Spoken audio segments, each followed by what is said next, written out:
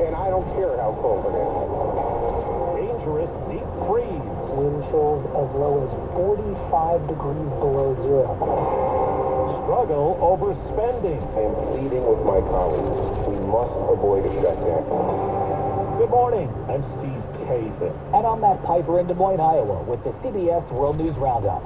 The Republican caucuses will convene statewide at 7 p.m. local time. Iowa Republican voters will indicate their picks for the party's presidential nominee. It's an exciting time for the people who call Iowa home. It's cool that we get to make our voice, and people put a lot of interest in Iowa. I think it's a great idea that we're able to do it. And while some have already made up their minds, I'm leaning towards DeSantis right now. others are not questioning the candidate, but the turnout, with wind chill pushing the temperature as low as negative 45 degrees here tonight. I think the turnout will probably be a little bit lower, but I don't think the results will be different. I just think there'll be fewer people. My colleague Ed O'Keefe is here too. Iowans came out for one last chance to see Republican presidential candidates before the caucuses Monday night. I'm so excited about y'all being here in spite of the cold. Brave the weather and go out and save America. This is truly cold, but we're going to keep on going. Patty Simpson, her husband, came out to see Nikki Haley. Why are you willing to come out in these sub-zero temperatures to see the governor?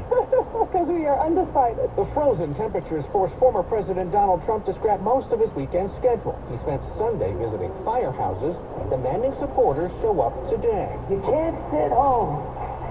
If you're sick as a dog, you say, darling, I gotta bed. Even if you vote and then pass away, it's worth it, remember? The Iowa Republican caucuses require mandatory in-person attendance.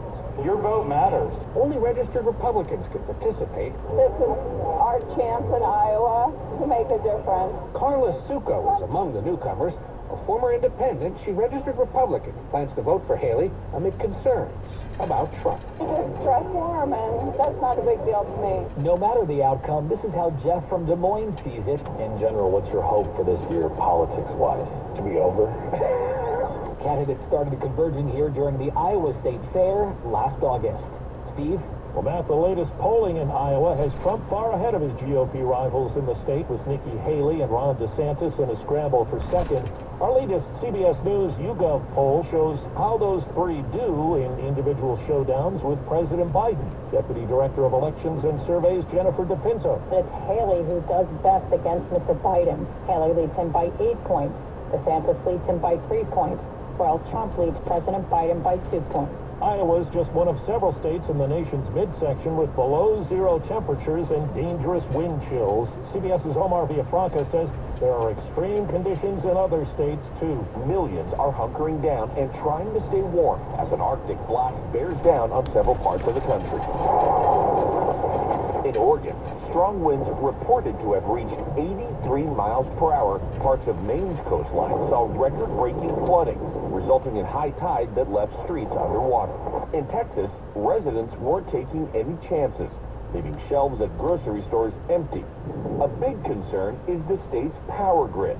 Texans are being asked to conserve energy this morning as temperatures remain below freezing. And here in Memphis, officials opened up warming centers as cold temperatures plunge into the teens. Now to the Middle East, CBS's Charlie D'Agata has more on a direct attack on a U.S. warship in the Red Sea over the weekend. U.S. military officials say that attempted missile strike was an anti-ship cruise missile fired from Houthi territory in Yemen toward a U.S. warship, specifically the USS Laboon. Now, the military says the U.S. aircraft shot it down mid-air interception off the coast of Yemen. It's 4 minutes after the hour. Well, that's today's news. I didn't hear any good news, did you? I didn't think so. I guess it's all about perspective. The glass is half full. Well, as always, I want to thank you again for coming along with me on these Dash Cam News adventures. You know the drill. Peace, love, and all that hippie jazz. Bye-bye, everybody. It's 49 degrees in Portola Valley, California.